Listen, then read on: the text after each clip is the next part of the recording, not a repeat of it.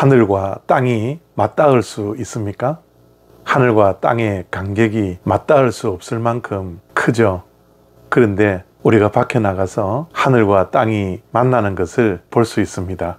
그것을 우리는 지평선이라고 하죠. 물론 물리적으로는 하늘과 땅이 만날 수 없습니다. 지평선은 그렇게 보일 뿐이죠. 또한 우리가 바다에 나가면 하늘과 바다가 맞닿아 있는 것을 볼 수 있습니다. 그것을 우리는 수평선이라고 말을 하죠. 이렇게 간격이 어마어마하게 벌어져서 결코 만날 수 없는 하늘과 땅이 만나게 되었습니다. 그것이 바로 하나님께서 인간이 되셔서 이 땅에 오신 사건입니다. 예수님은 하늘과 땅이 만나는 지평선과 같습니다. 예수님께서도 제자들에게 하늘과 땅이 맞닿을 수 있음을 말씀해 주셨습니다. 땅에서 풀면 하늘에서도 풀릴 것이고 땅에서 매면 하늘에서도 매일 것이다 라고 말씀해 주셨습니다.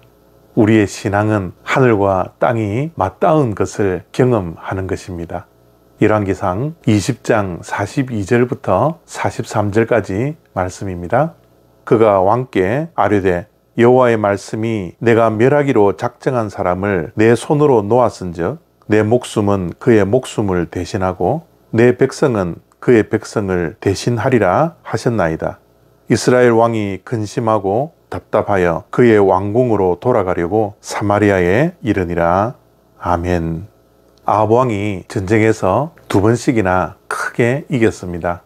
도저히 승리할 수 없는 전쟁이었음에도 불구하고 하나님께서 그에게 2번씩이나 승리를 안겨주었죠. 그러나 아합 왕은 승리는 얻었지만 승리의 의미를 얻지 못했습니다. 그래서 하나님의 뜻이 아닌 아람 왕을 놓아주고 화친 조약을 맺게 되었습니다. 그때 하나님의 선지자가 아합 왕에게 와서 왜 하나님께서 멸하라고 했던 아람 왕을 왜 마음대로 놓아주었느냐고 질문합니다.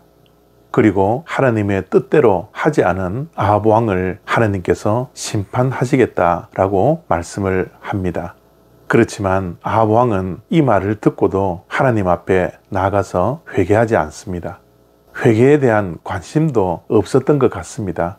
아니면 회개 그 자체를 모르고 있는지도 모르겠습니다. 아합 왕은 근심과 답답함으로 사마리아에 있는 왕궁으로 돌아가게 되었죠. 아합 왕은 어리석게도 하나님께서 주시는 회개의 기회를 끝까지 붙들지 못합니다. 끝내 하늘과 땅이 맞닿는 곳에 가지 않고 그는 쓸쓸히 마지막을 향하여 걸어가고 있습니다. 하늘과 땅이 맞닿아야 그것이 진정한 축복인데 아합은 결코 하늘과 땅이 맞닿지 못하는 어마어마한 간격 속에서 살아가고 있는 것이죠. 우리의 신앙의 여정 속에서도 늘 하늘과 땅이 맞닿아 있어야 합니다. 때로는 우리가 상상하지도 못할 좋은 일이 우리의 삶 속에 있을 때가 있습니다. 그때 우리는 그것을 운으로 여겨서는 안 됩니다. 우리에게 행운이 찾아왔다고 기뻐해서도 안 됩니다. 우리가 생각하지도 못할 일들이 술술 풀릴 때가 있죠. 그런데 그것은 우리가 잘나서도 아니고 우리에게 행운이 찾아온 것도 아닙니다. 거기에는 하나님의 뜻이 있습니다. 그래서 우리는 하나님의 뜻을 알 수 있도록 하늘과 땅이 만나는 지점으로 가야 합니다. 또한 때로는 우리의 삶 속에 우리가 생각하지도 않는 일들이 일어날 때가 있습니다. 일이 꼬이기도 하고요. 아무리 발버둥을 쳐도 일이 풀리지도 않습니다. 계속해서 실패만 합니다.